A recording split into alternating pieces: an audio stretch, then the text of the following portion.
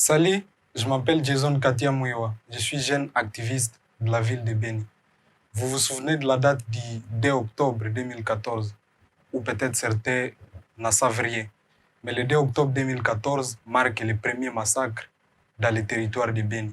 Ce jour-là, deux villages furent attaqués, Moukoko et Kokola.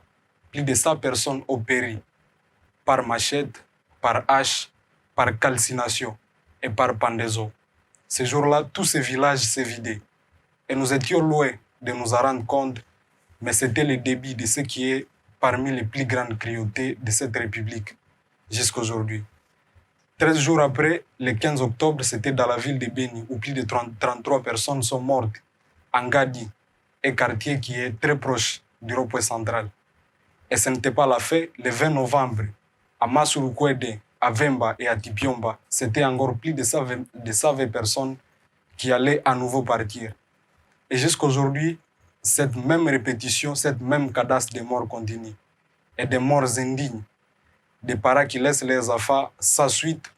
Les gens qui abandonnent leur famille par obligation, qui meurent sans savoir pourquoi. Mais est-ce que la République se rend compte de tout ce qui se passe? André gouvernement quasi absent ou quasi silencieux par rapport à ces atrocités, et des rebelles qui profitent de ce silence pour continuer à tuer des populations innocentes, mère et peuple qui manque ou poser sa confiance. Et je ne sais pas comment il faudrait qu'on puisse passer les messages pour que les gens se rendent compte. Aujourd'hui, le 2 octobre 2023, c'est 9 ans exactement que nous sommes dans cette même situation de massacre. C'est tous les quartiers qui sont touchés, c'est tous les villages qui ont été vidés, et c'est une population qui est concentrée en un seul milieu sans savoir comment est-ce qu'elle va s'en sortir pour se trouver de quoi manger, pour quitter les milieux ou pour s'en sortir dans ses rêves. Mais qu'est-ce qu'on en passe? Aujourd'hui, la population de Beni se réunira peut-être pour rendre hommage à ses premières victimes et toutes les personnes qui ont suivi.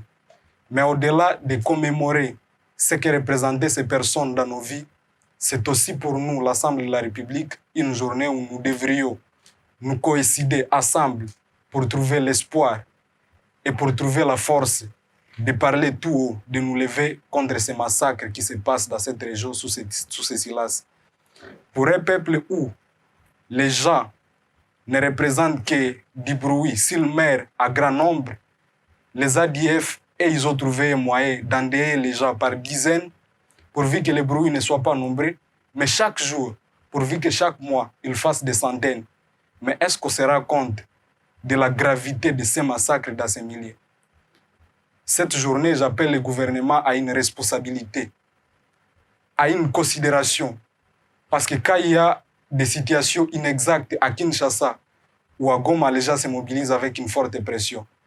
Mais il faut aussi savoir que la ville de Beni, que le territoire de Beni faut partie de la RDC. Nous sommes aussi une population de ce pays et nous devrions être traités de la même manière et avec la même considération. Veillez s'il vous plaît, gouvernement, veillez s'il vous plaît, population, vous levez ensemble avec nous pour nous battre contre ce complot devant lequel nous sommes des victimes.